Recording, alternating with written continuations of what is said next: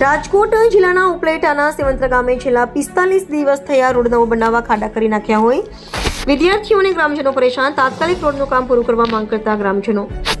રાજકોટ જિલ્લાના ઉપલેટા તાલુકાના સેવંત્ર ગામે છેલ્લા 1.5 મહિનાથી ચાલી રહેલી રોડની કામગીરી ગ્રામજનો માટે સ્થિરદર્દ સમાન બની ગઈ છે.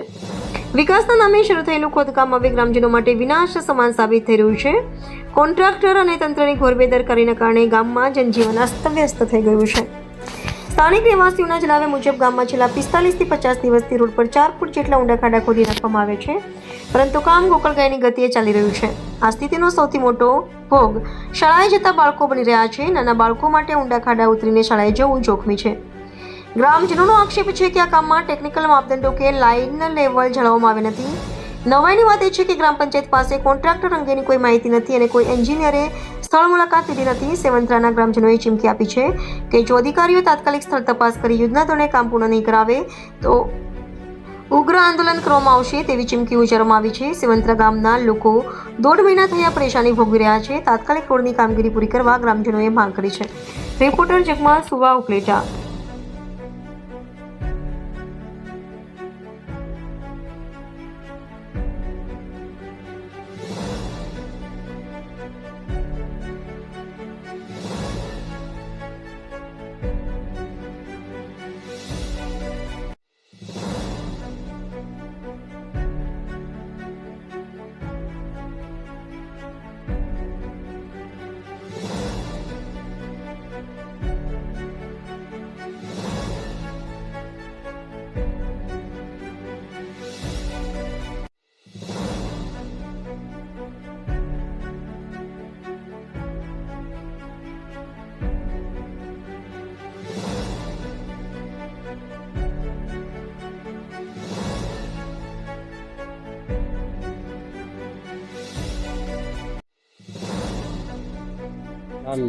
મારું નામ હિતેશ ચંદ્રવાડિયા, સેવંત્રા ગામનો વતની.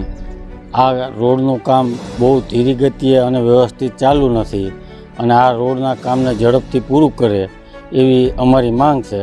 અને આના હિસાબે નિશાળમાં માણસોને આવવા જવામાં જોરદાર તકલીફ થાય છે, જેથી આની ઝડપથી કામગીરી ચાલુ કરે અને ઝડપથી કામ પૂરું કરે એવી અમારી માંગ છે.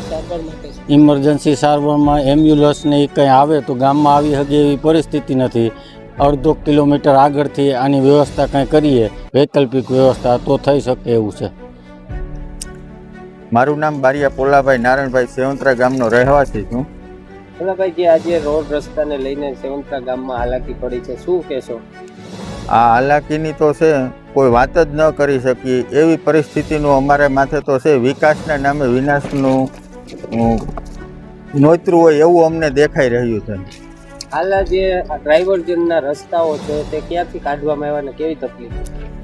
ડાયવર્ઝન આમ તો અમારા ગામની અંદરથી ક્યાંયથી નીકળી શકે એવી પરિસ્થિતિ નથી, પણ ગામની ગલીઓની અંદરથી છે ડાયવર્ઝન આપેલા છે. ભારે વાહનોની હિસાબે ગામની અંદર છે નાની નાની રકમોની ગ્રાન્ટની અંદરથી છે ગામના બધાય રસ્તા બનાવ્યા હતા. ગામની અંદર છે એટીવીટી 15% વિવેકાધીન, નાણાં પંચ, તાલુકા પંચાયતના સભ્ય, જિલ્લા પંચાયતના સભ્ય, તે ઉપરાંત છે ધારાસભ્ય, સંસદ સભ્ય, આવા બધાય પાસેથી છે ભીખ માગતા હોય એવી રીતના 2-2 લાખ 3-3 લાખ રૂપિયા એવા ટુકડા કરીને આખા ગામના મોસ્ટ ઓફ રસ્તા બધાય કર્યા. હવે એ રસ્તાઓની અંદર આ ભારે વાહન આવતા બધાય રસ્તાઓ હાવ ભારે નુકસાન પહોંચ્યું છે. એમ કે ટૂંકમાં બધાયમાં ખાડા આ તે, કારણ કે એની કોઈ એવી કેપેસિટી ન હોય, એસ્ટિમેટ એવા ન હોય બન્યા હોય કે મજબૂતાઈથી એટલી લેન્થ લેવલના. એમ એની ઉપર ભારે વાહનોની હિસાબે છે ગામના રસ્તા પણ સંપૂર્ણ નાશ પામેલ જેવા એવી સ્થિતિની અંદર થઈ ગયા હતા. અત્યારે બસની તકલીફ છે, ઇમરજન્સી સેવાની તકલીફ છે, શું કહે છે?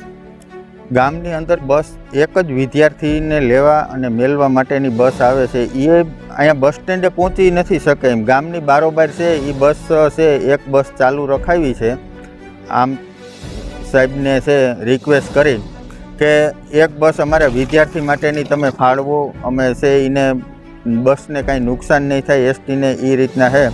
એક જ બસ આવે છે અને એ પણ ગામની બારોબાર છે વિદ્યાર્થીને ઉતારી તેડી જાય છે અને મેલી જાય છે. અને ગામની અંદર કોઈ હોસ્પિટલને જ કેસ કરવો પડે તો ગામથી બે બાજુને છેડે છે અડધો કિલોમીટર છે, દર્દીને ટૂંકમાં તેડીને લઈ જવા પડે એવી પરિસ્થિતિ છે. જે રસ્તાના કામ ચાલુ છે ત્યાં બાજુમાં જ સ્કૂલ આવેલી છે, તો બાળકોને કેવી હાલત?